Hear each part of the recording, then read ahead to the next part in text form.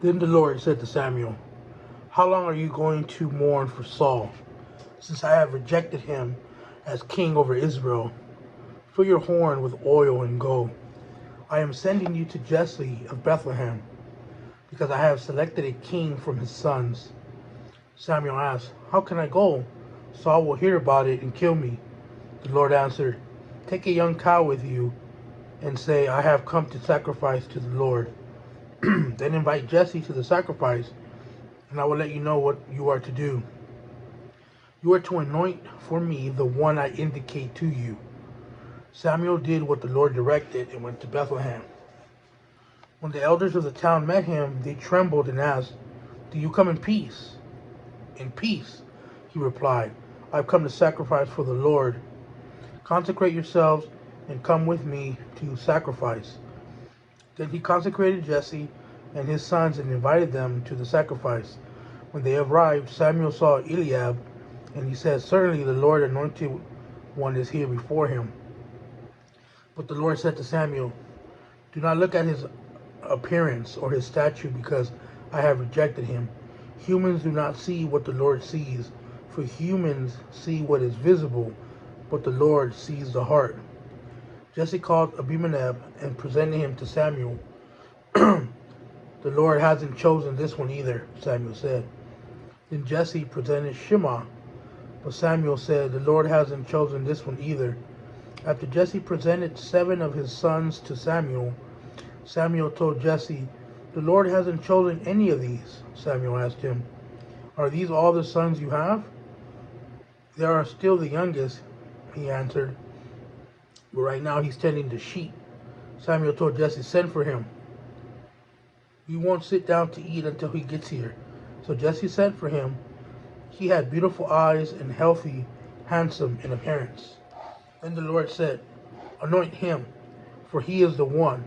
So Samuel took the horn of oil and anointed him in the presence of his brothers. And the Spirit of the Lord came upon powerfully on David. And from that day forward, then Samuel set out and went to Ramah. Now the Spirit of the Lord had left Saul, and an evil spirit sent from the Lord began to torment him. For Saul's servant said to him, "You see that an evil spirit from God is tormenting you. Let our Lord command your servants here in your presence to look for someone who knows how to play the lyre. Whenever the evil spirit from God comes on you, that person can play the lyre, and you will feel better." Then Saul commanded his servants, "Find me someone who plays well and bring him to me."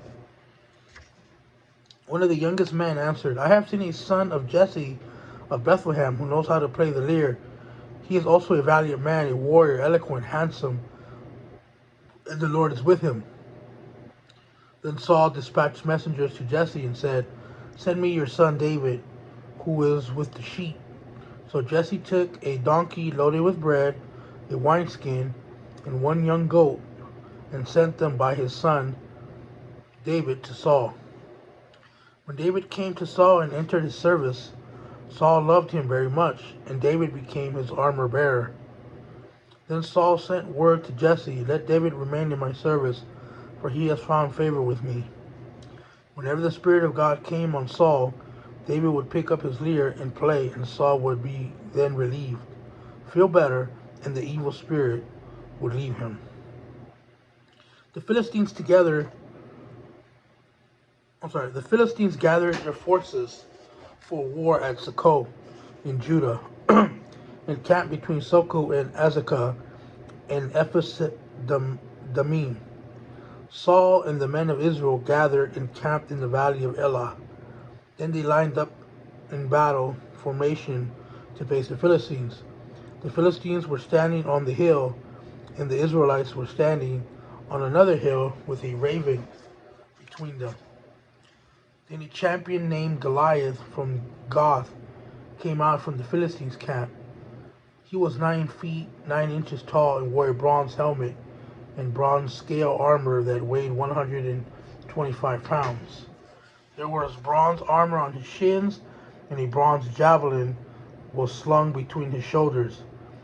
His spear shaft was like a weaver's beam, and the iron point of his spear weighed 15 pounds. In addition, a shield bearer was walking in front of him. He stood and shouted to the Israelites, "Battle formations! Why do you come out to line up in battle formation?" He asked them. "I am not a Philistine, and are you not servants of Saul? Choose one of your men and have him come down against me. If he wins the fight against me and kills me, we will be your servants. But if I win against him and kill him, then you will be our servants and serve us." Then the Philistine said, "I defy the ranks of Israel today. Send me a man so we can fight each other." When Saul and all Israel heard these words from the Philistine, they lost their courage and were terrified. Now David was the son of the Ephraite from Bethlehem of Judah named Jesse. Jesse had 8 sons, and during Saul's reign was already an old man. Jesse's 3 oldest sons had followed Saul to war, and their names were Eliab, the firstborn, Abinadab, and the next, and Shema, the third, and David was the youngest. The 3 oldest had followed Saul, but David kept going back and forth from Saul to tend his flock in Bethlehem. Every morning for 40 days, the Philistine came forward and took his stand.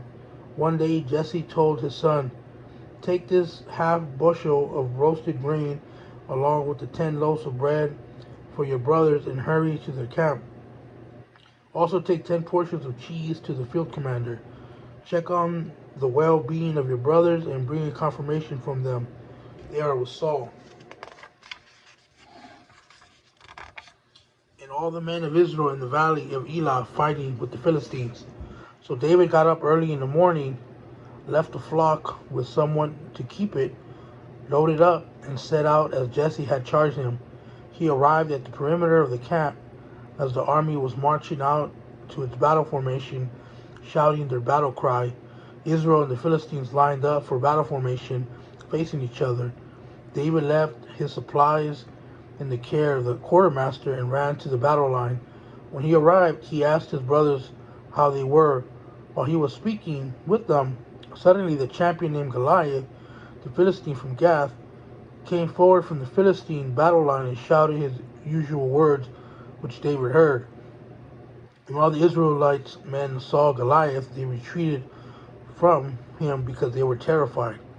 Previously, an Israelite man had declared, "Do you see this man who keeps coming out? He comes to defy Israel. The king will make the man who kills him very rich and will give him his daughter. The king will also make the family of the man's father exempt from paying taxes in Israel." David spoke to the men who were standing with him that will be done for the man who kills the Philistine and removes the disgrace from Israel. Just who is the uncircumcised Philistine that he should defy the armies of the living God? The troops told him about the offer, concluding, "That is what will be done for the man who kills him." David's older brother Eliab listened, and he spoke to the man, and he became angry with him. "Why did you come down here?" he asked. "Why did you leave those few sheep with the wilderness? I know your arrogance and your evil heart. You came down to see the battle." "What have I done now?" protested David. "It was just a question." Then he turned from those beside him to others in front of him and asked about the offer. The people gave him the same answer as before. What David said was overheard and reported to Saul, so he had David brought to him. David said to Saul, "Don't let anyone discouraged by him. Your servant will go and fight the Philistine." But Saul replied, "You can't go fight the Philistine. You're just a youth. He's been a warrior since he was young." David answered Saul, "Your servant has been tending his father's sheep. Whenever a lion or a bear came and carried off a lamb from the flock, I went after it, struck it down, and rescued the lamb from its mouth. If it reared up against me, I would grab it by its fur and strike it down and kill it. Your servant has killed lions and bears This uncircumcised Philistine will be like one of them, for he has defied the armies of the living God. Then David said, The Lord who rescued me from the paw of the lion and the paw of the bear will rescue me from the hand of this Philistine. Saul said to David, Go, and may the Lord be with you. Then Saul had his own military clothes put on David. He put a bronze helmet on David's head, and had him put on the armor. David strapped his sword on over the military clothes and tried to walk, but he was not used to them. I can't walk in these, David said to Saul. I'm not used to them. So David took them off. Instead, he took his staff in his hand and chose 5 smooth stones from the wadi and put them in the pouch in his shepherd's bag. Then, with his sling in his hand, he approached the Philistine. The Philistine came closer and closer to David with the shield bearer in front of him.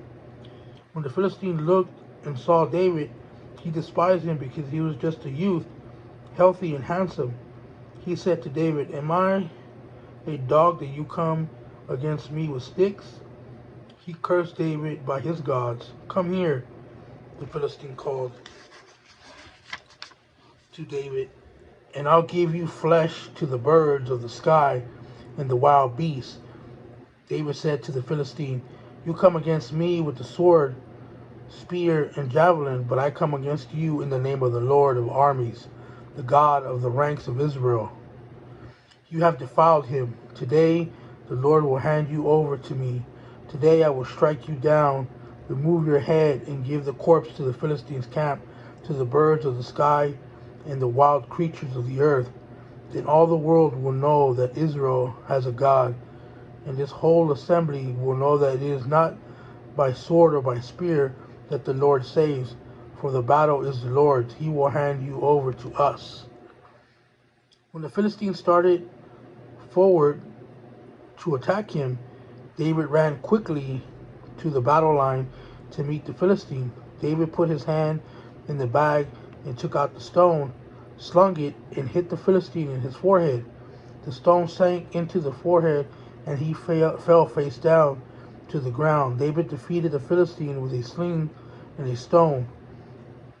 David overpowered the Philistine, killed him without a sword. David ran and stood over him. He grabbed the Philistine's sword, pulled it from its sheath, and used to kill it. Then he cut off his head. When the Philistines saw that their hero was dead, they fled.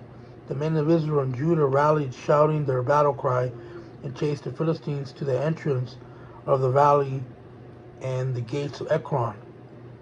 Philistine bodies were strewn all along the Shiraim road to Gath and to Ekron. When the Israelites returned from the pursuit of the Philistines, they plundered their camps.